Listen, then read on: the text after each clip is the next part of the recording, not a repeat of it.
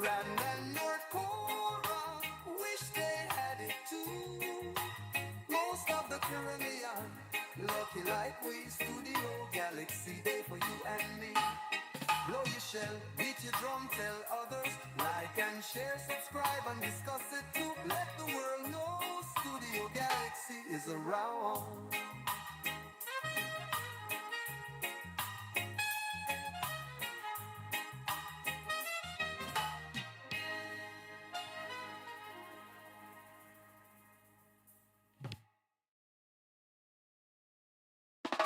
Studio Galaxy in Confero, hope you know. 473 standing strong is yours, you know. The medium and opportunity for you. Make your contribution, let them know. Mashaitan. Democracy in Spice Isles is alive and well. Ask you questions, sing and beat you drum. Make you suggestions, encourage them on to walk the straight and narrow in the land. Politics, religion, and economic issue, regional, international, spiritual issues too, agricultural. Welcome, brothers. Welcome back to the second part of our program on Studio Galaxy 473. And remember, the number to call is 536. Sorry. The number to call is 536 2558. We always open up the door for people to call and make contribution. Mr. Pierre, the people and them say, you doesn't big them up in the comments. Yeah. So you have to give a little time and big up the people in comments. And please forgive me, I guess it's my my ability with the technology to maneuver. I'm not that good on the technology. And that's the challenge. So, but I highly appreciate all those who participate on the program. And we encourage you to make a contribution, and we will read your questions that you ask. We provoking discussion. We want people to start to ask questions. Too much of our politicians are getting away with murder. Today we saying CARICOM leaders, why not seek the interests of your people? It's a question we want people to start to ask themselves. Is our leaders in CARICOM seeking our interests? Do they have their own agenda and using us as a cause? They're riding on we back. They're using us as an opportunity to seek their own personal interests. CARICOM leaders, why not seek the interests of your people? And I'm going to address that under 4 broad headings. I'm going to look at CARICOM foreign policy. Is it reflective of our people's interests? I'm going to look at it in terms of the education of our country. Is CARICOM leaders truly interested in our education? Or they just want a few people educated so they could continue with a kind of status syndrome? I would like us to look at hurricane. Is CARICOM leaders ever seriously discuss the impact and the effects of hurricane in our country and how to solve the problem?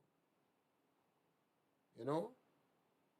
So no foreign policy. I'm starting with foreign policy because they like that. CARICOM leaders like to draw their sword and take part in fights that doesn't belong to them. Fights that are going to get a name call.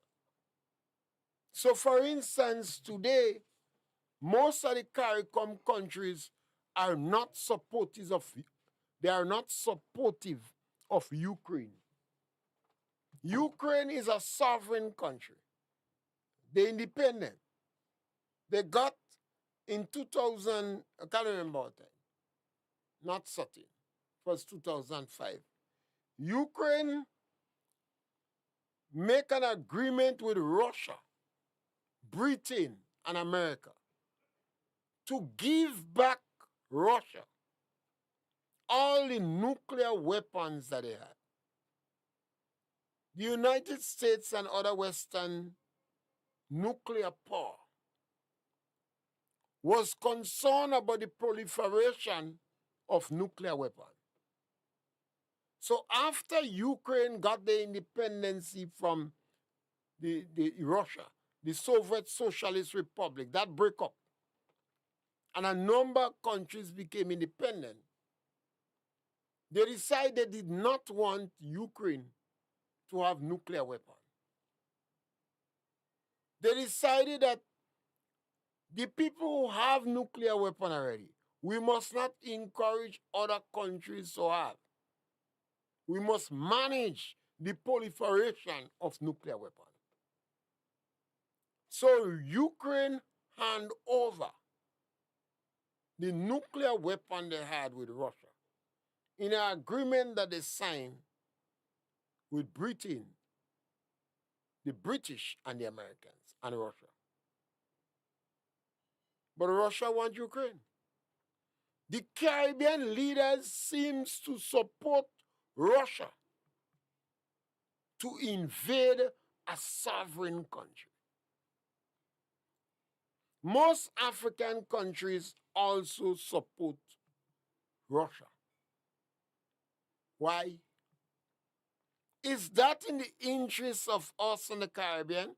We being sovereign, independent countries, very small countries, without military might, is it in our interest to support an imperial power invading a small sovereign state and demanding that they hand over portion of the land to them? That's one situation. We have a war that goes on in the Middle East, and that's been going on for thousands of years. Israel. Almost all the countries in the Middle East hate Israel. They want the annihilation of Israel. They want Israel dead. They want Israel in the bottom of the sea.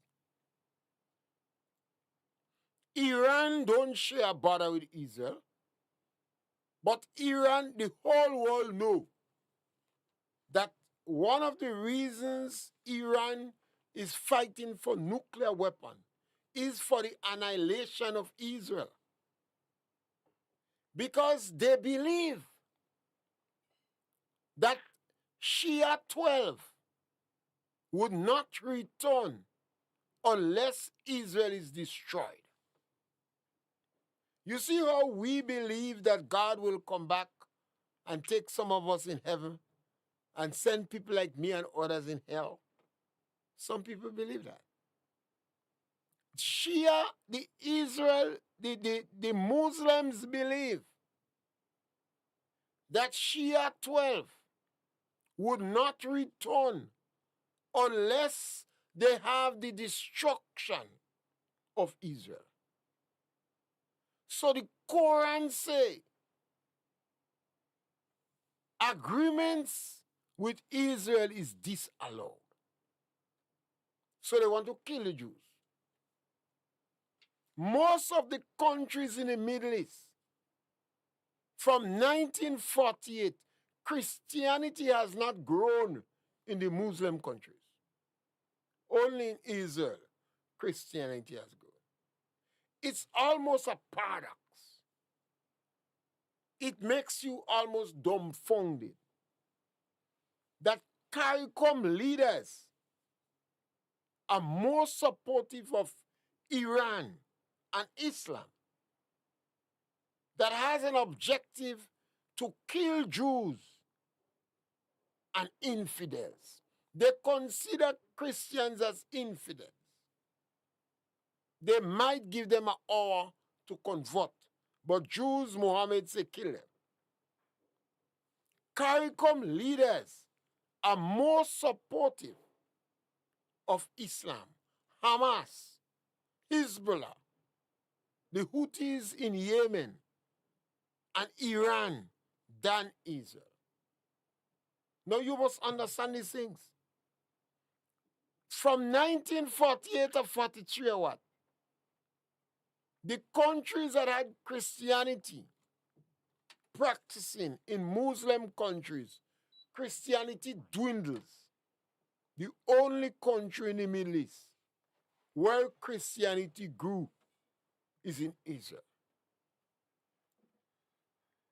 Well, I don't know how CARICOM countries get involved with that. They take their sword and they backing aside. I ask the question repeatedly. Why CARICOM leaders are not seeking the interests of our own people? Israel has a democracy. Iran don't have no democracy. Yemen don't have no democracy. Most of these Arab countries don't have democracy. But Caribbean countries are supporting these countries because I believe they want the annihilation. I don't know if I'm pronouncing this word good. They want the total destruction of the Jews and Israel. CARICOM countries could have ended up as a good broker for peace and negotiate for a peaceful settlement and continue advocating that what we should have is a peaceful settlement and respect for each other's right to exist. But if they take that position, they'll be going against Iran. Because Iran, Hezbollah, Hamas, the Houthis, and some in Syria and other countries does not recognize Israel's right to exist. So although a number of CARICOM countries do not say that aloud, they don't want the Jews to exist. The communists and the atheists don't like the Jews too. They want them dead. Most Caribbean leaders are not Christians. They might pretend to be Christians because it's opportune. And the majority of people in the Caribbean are Christians. But deep down, I believe they want them Christian dead. I ask the questions. Why CARICOM leaders not seeking the interests of their own people? Their foreign policy does not reflect the economic realities and the will of the people. I don't see Grenadians fighting to go and live in Cuba. Even the Grenadians that was trained in Cuba don't want to go in Cuba and live. They pick up some woman in Cuba. The majority of men married Cuban women. The majority of women don't want Cuban man. You know what I mean? You're about to, you could just watch around you. Those, they talk about a wife. Very rare I hear a Grenadian woman talk about a Cuban husband. That doesn't mean when she was in Cuba, she didn't have a Cuban man. But generally, the women in Cuba more likely to get a man. And they want the man to take them out of Cuba. They don't want to stay in Cuba. Why? Caribbean leaders are promoting and bigging up. That might be a better word.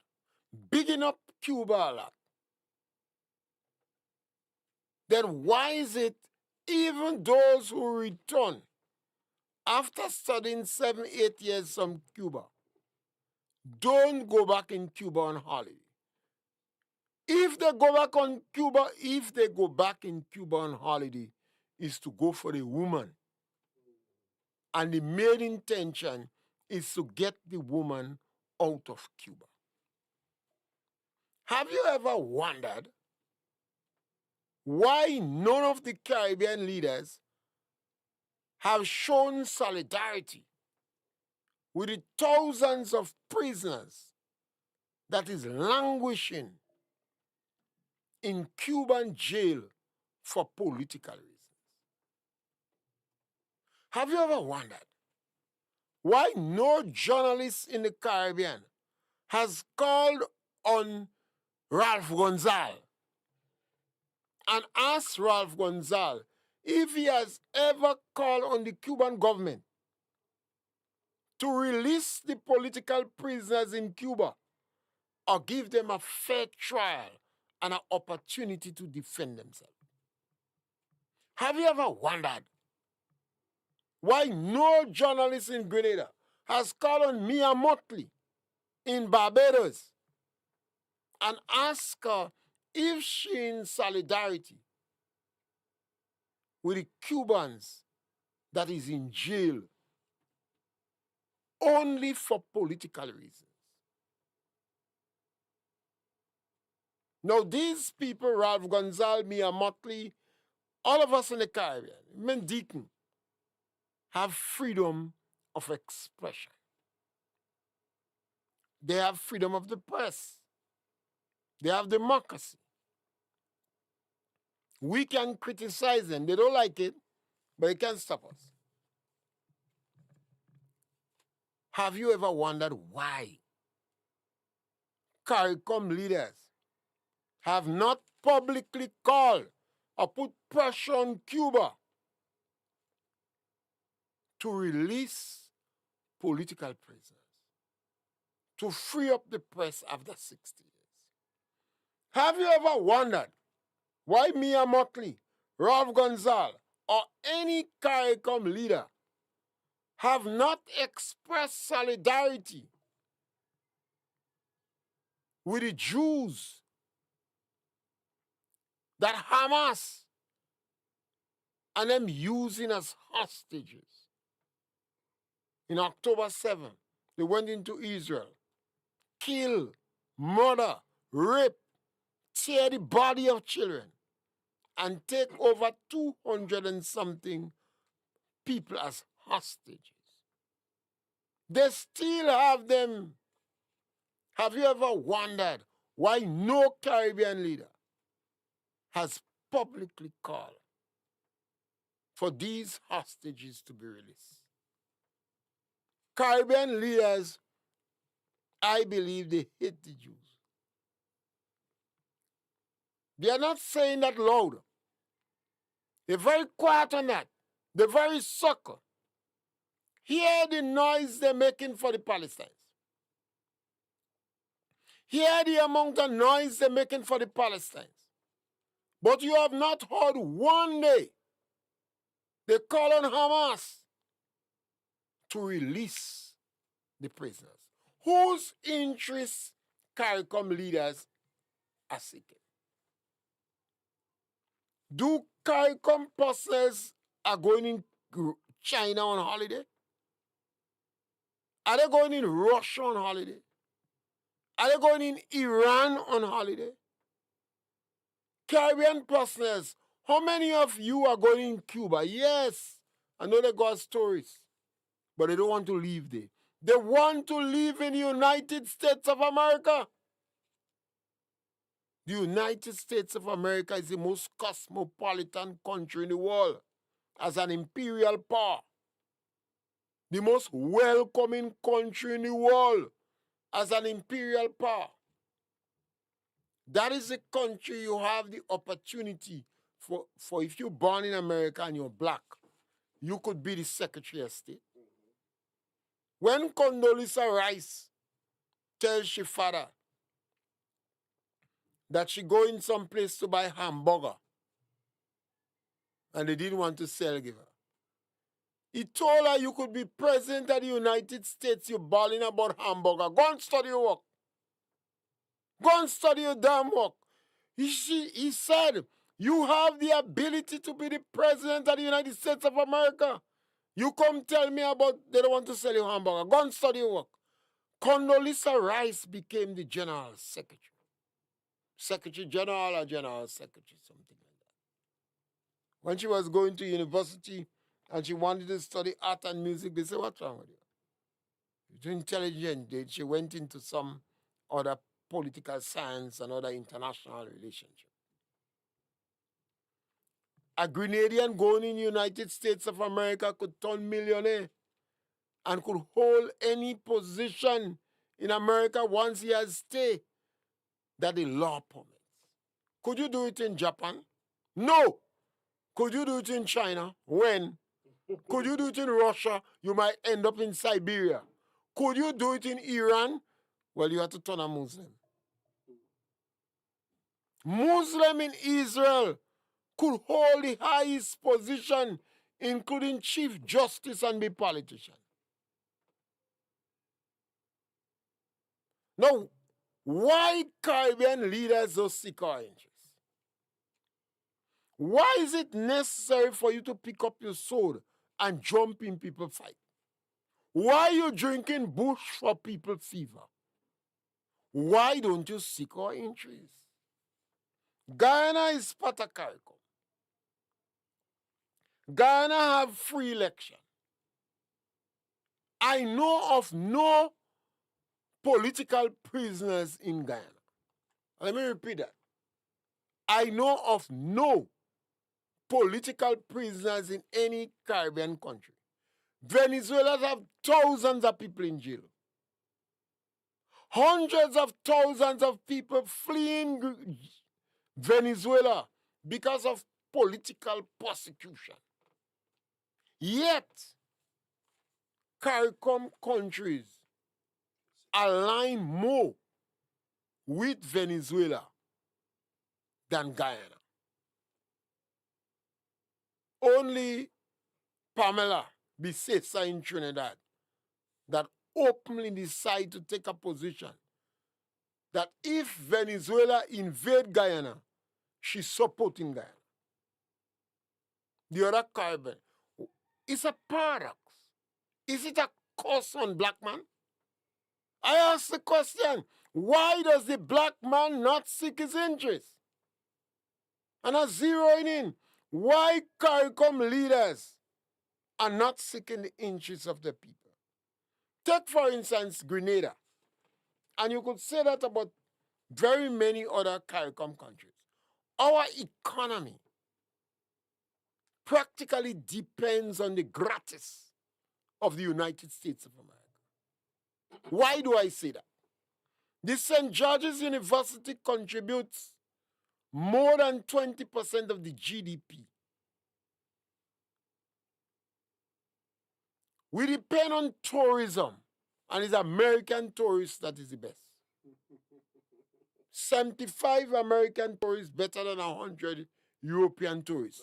The British more mean. They don't give you nothing for nothing. You see. The Japanese worse. But the Chinese, you don't get nothing out of that. So for the tourist industry to develop, we have to depend on American tourists. We sell passport gratis to the American. We are selling passport to go to Russia. We're not selling passport to go in Cuba. We're not selling passport to go in Iran or China. We're selling passport because the United States market is attractive. And the people who buy Grenadian passport believe it is easier to go to America. But what happened to us? Why is it our leaders are not seeking the interests of our people? Look at our agriculture. Grenada is better poised than most countries in the Caribbean because of the number of facets of our economy. Cocoa, nutmeg, fish, and soursop. In addition to that, we could sell 20 other products, agriculture products, including bread nut and pepper to the United States of America. Why is it our Grenadian leaders' foreign policy is not reflective of the dreams and aspirations of our people and the economic realities? We have a love-hate relationship with America. The great Satan. Mount a Grenadian want American dead. Most of all the Grenadian communists, they go in America. Come on, you want to turn back the revolution? They castrate people in Grenada, you know. They line up people against a wall and execute them. They jail over 300 Rastas. They say in rehabilitation center, they call it Hopeville. The Rasta call it Cowpen. They treat them like animals. They put some women lie down on the ground and they walk on the back. People beg them for water to bathe. All sort of barbarity and cruelty was committed against our people in 4.5 years. And all the individuals that was complaining about the CIA, all of them going to America. You know? All of them going to America, except Chester Humphrey, John Galt, and me. 3 communists, good communists here in Grenada. Only 3 good communists. All the rest gone in America. These same people that were condemning Grenadians for being too close with America, CIA agent, all of them gone in America. Well, what's wrong with our black man? What's wrong with our people? Why CARICOM leaders are not seeking the interests of our people? We don't know if we go in or coming where fish is concerned. Now, if the fishing industry, when January comes, if we cannot export fish, it could seriously affect the sauce-up trade. Sauce-up is not banned, you know. Grenada sacrificed over 100,000 pounds of sauce-up to convince the American that sauce-up don't have feeders in it. Over 100,000 pounds of sauce.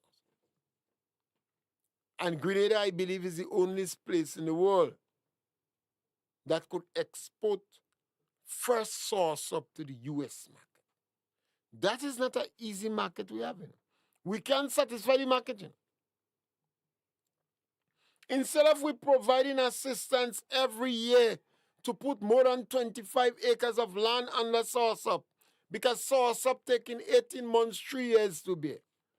You hear us say 18 months, 3 months. 18 months, 3 years. Because I know we won't manage good. So you get in 3 years. Instead of that, you know, Grenadian politician beating the chest, give America.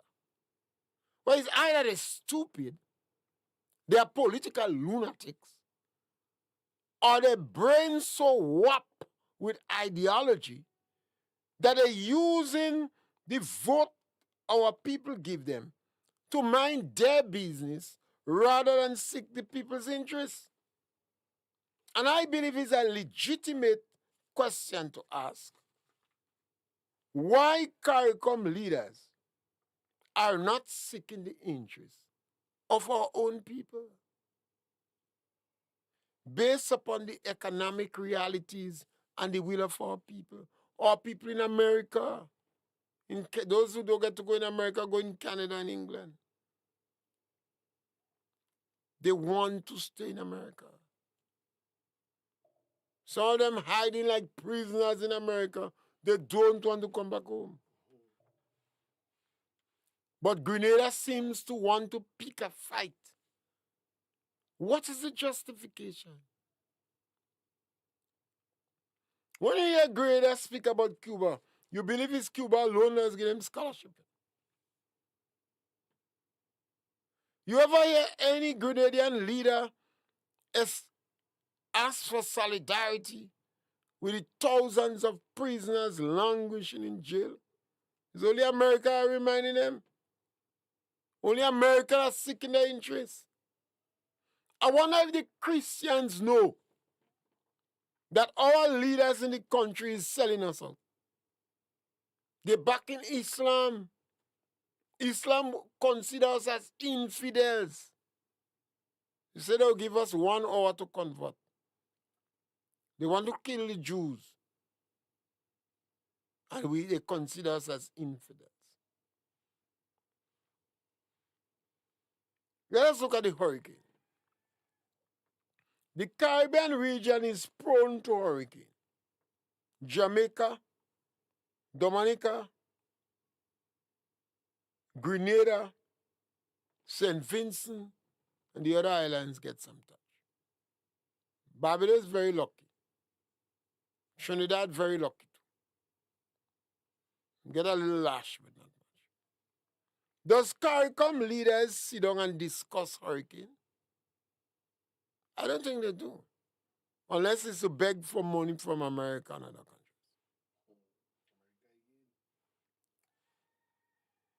Now, CARICOM heads of government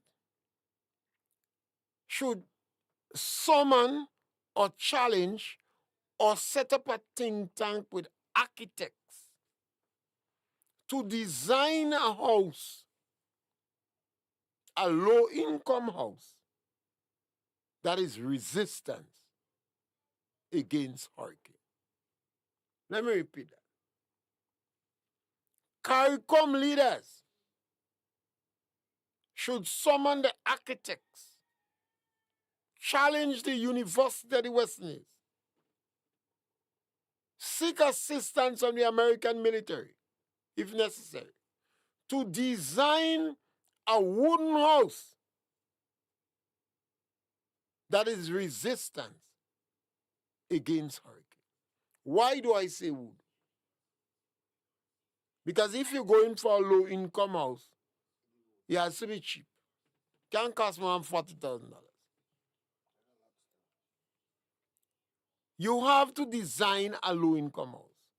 CARICOM leaders should encourage their members to remove all VAT and keep the price of screws and screw gun minimum.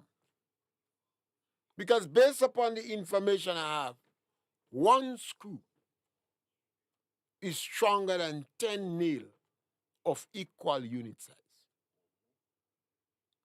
Now you want to tell me that those highly sophisticated people in the CARICOM don't know that?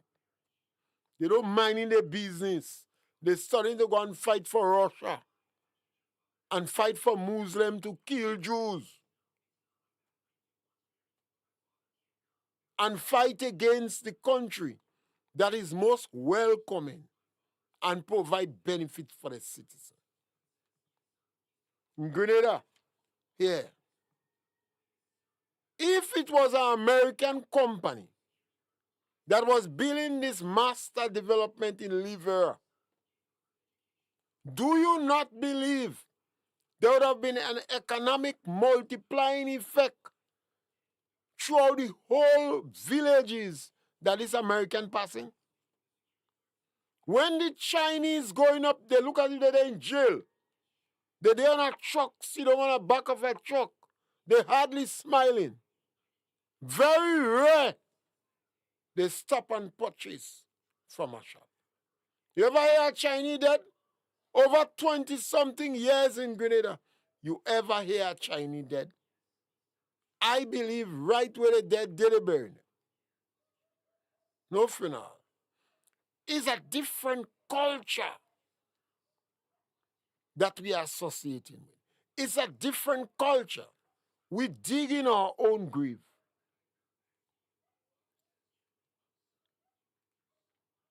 You have the hurricane. Every year you're likely to have different countries in the Caribbean be destroyed by hurricane. If more than 50% of your housing stock is destroyed every year, you ain't going to know it.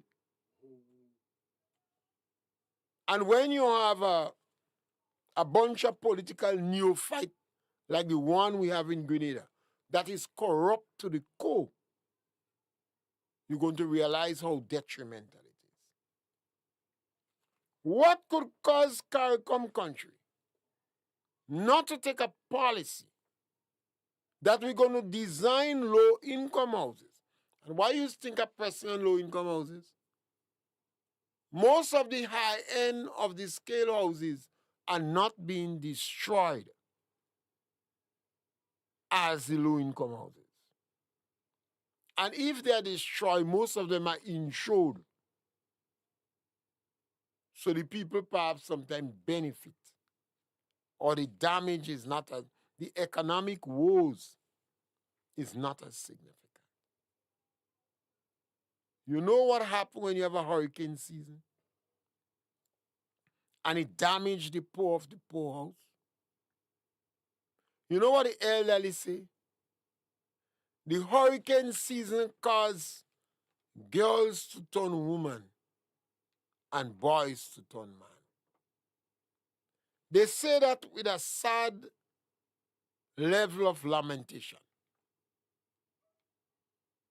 They say this disaster is causing boys to turn man and girls to turn woman. The destruction affects people mentally, psychologically, and it has devastating consequences for decades. And our CARICOM leaders are frolicking. You like the gala life, making fine speeches as if they're preparing for the thesis. And I ask a question. CARICOM leaders, why not seek the interests of your people? I want to encourage you to discuss these issues because my main aim is to provoke discussion. And I'm going to go to another one. Education. We have the University of the West Indies. And I must say, the University of the West Indies have done a lot for us in the Caribbean. It has internationalized. It has internationalized the Caribbean academically, gives us recognition that I believe the university stands among the top universities of the world. But I always ask the question, is the University of the West Indies answering the call of the dreams and aspirations of our people? And I don't agree. In Grenada here, nutmeg, cocoa, and spice is very important to us. Hundreds of millions of dollars come to the economy over the years and provide meaningful employment for our people. Does the University of the West Indies have an academic program in nutmeg, cocoa, and spice science? Have they done any significant research? Grenada should have experts in that field. Has the university paid attention to the fishing industry in the Caribbean?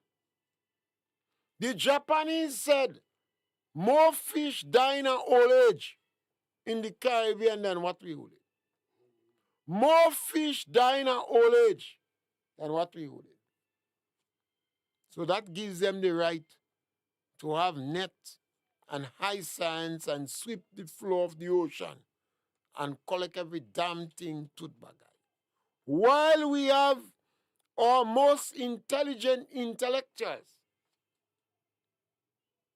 walking around like turkey cock and speaking more English than the British. What is the investment academically that the university has done into fish? How has the University of the West Indies helped the fish industry in the Caribbean? How much graduates from the university you got involved in fishing?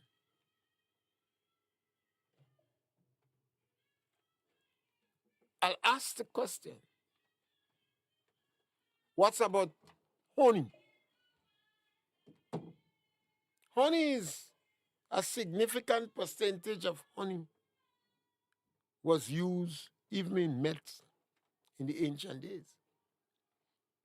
And honey is perhaps one of the food you could store for hundreds of years and still have it. Look at the level of flora and fauna that we have in the Caribbean. What did the University of the West Indies done for the beekeeping industry in the Caribbean? Is it not a shame and disgrace? Caribbean people used to be importing queen. You have this place, I don't know if it's one of the American islands, Honolulu. Honolulu, I believe. They used to be importing queen from there. They don't want queens from the American mainland because you have too much disease. So this place was one of the safest places. They used to also import from Veracruz in Puerto Rico. And that means you're on a list for months to get queens. Because they don't want to bring queens from Canada and the American mainland because they have too much disease. Then you have the Africanized bees. So you cannot take queens from Trinidad or Africa because the bees are more defensive. What did the University of the West Indies do for beekeeping industry? One among the bright agricultural experts, dressed up with jacket and tie, speaking English more than the British, correcting people grammar on radio and social media. What have they done for the beekeeping industry in the Caribbean? Why CARICOM didn't mandate the University of the West Indies to invest in beekeeping? The amount of master beekeepers we should have in the Caribbean, we should be exporting them. The United States of America have an insatiable appetite for bees. And United States farmers will buy our queens in Grenada if we were able to produce good queens. And we have good material in them. Based upon the laws of genetics, you could develop your genetic material. It's just as dumb as the government. Go in and bring animals come. You want big size and big balls. What you doing with that? What you doing with it? The same attitude we have. How has the University of the West Indies helped us? And our CARICOM leaders, the university is yours. So you have to give them direction. You're so quick to award them and hail them. What has the University of the West Indies and CARICOM do for the flowers industry? The flowers industry is $1 billion industry. The flowers industry is $1 billion industry. What does it take to develop the flowers industry in Grenada? We don't have to bring in flowers. We have flowers. We have lilies. We have rose. We have the hydrangea. We have a number of flowers. We're going on the Chelsea flower show. We're winning world prize. We have a number of variety of orchids naturally propelled by private interests. What has the University of the West Indies done for the flowers industry? Why CARICOM leaders don't focus on these things. You're trying to push tourism. Tourists want flowers. Dead people want flowers. Married people want flowers. Tabanka people want flowers. Everybody wants flowers. And flowers is so perishable that you have to buy it with great regularity. You have Carnival. You have Christmas. You have, you call it one way people like to dress up in red again and Valentine. How does CARICOM, when CARICOM meet, why you don't mind your damn business and discuss issues that is relevant and pertinent to the country? You make a nice, fine speech. You lack practicality. Why CARICOM leaders do not sit down and seek our interests?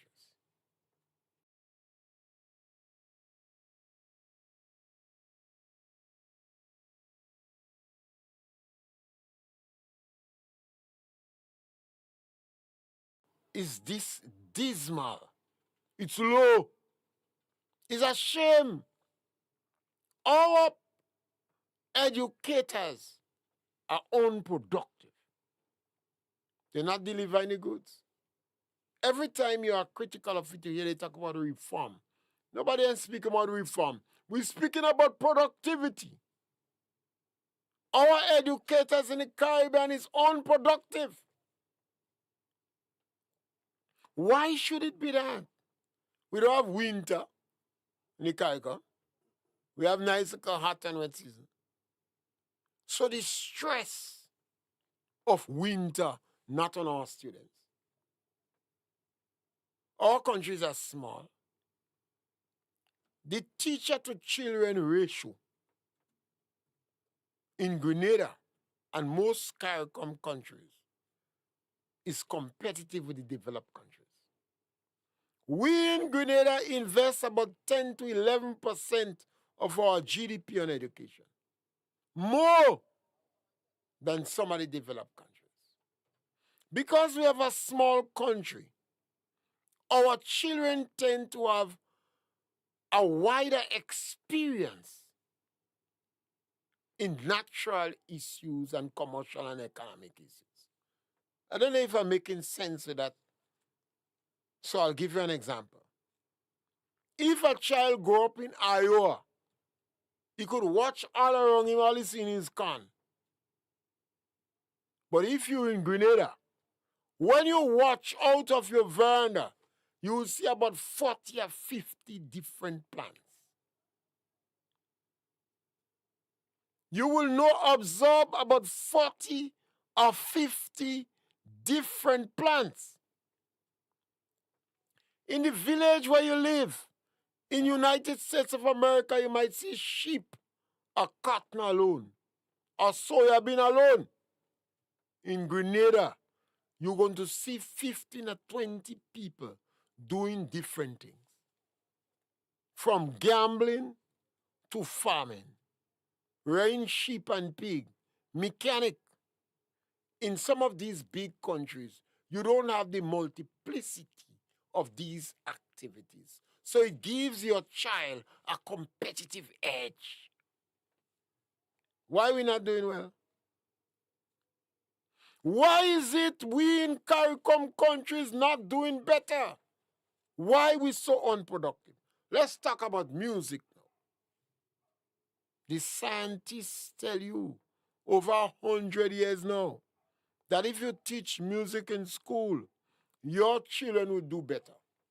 Caribbean people, they like to whine and I like to see them whine, particularly those women. Are you teaching your child music in school?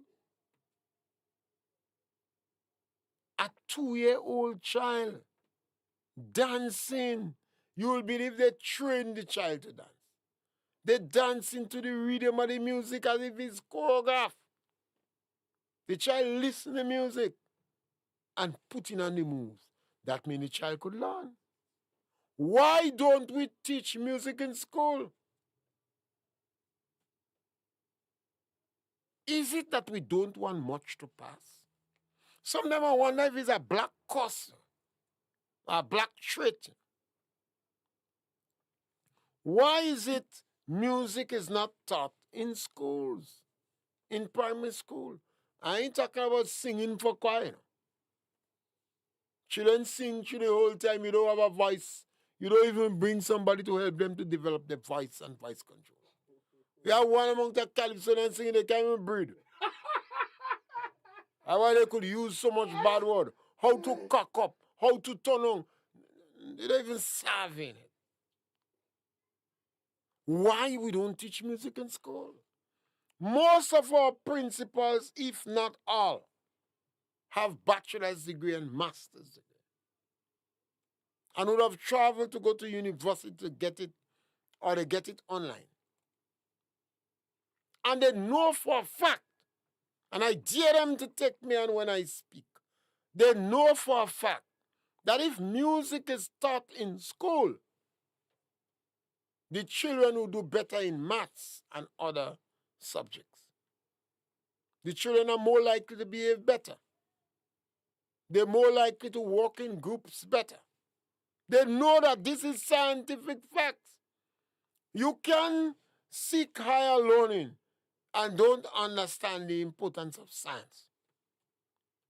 A couple of days ago, a fellow tell me I must drink bush. Yeah, bush for everything. I said to him, my ancestors live on bush and they didn't live long. They live on bush, but they didn't live long. So science is important. I called today and I asked the question, CARICOM leaders, why not seek the interests of your people? That is what you was put in power for, not to seek your own selfish interests. I don't care if he's a communist or an atheist. That's not my business. You are there to seek the interests of your people. You have to take into consideration the economic realities, your people's will, your people's belief. The majority of people in the Caribbean are Christians. They believe God is going to come and judge them and they go to heaven and they're going to send Francis Pierre alone in hell. They believe that. Nothing's wrong with that. If you is a communist, that is not with business. The people who you are representing, the economic realities of the day is tied with the U.S. market. And they want to go in the U.S., they don't want to go in Cuba. They don't want to go in China. They see how the cultural practices of the Chinese even in Grenada. CARICOM leaders, because of your geopolitical relationship, you seem to be deeply embedded in Latin America. So much so that you prefer Venezuela than Guyana, and Guyana is a part of CARICOM.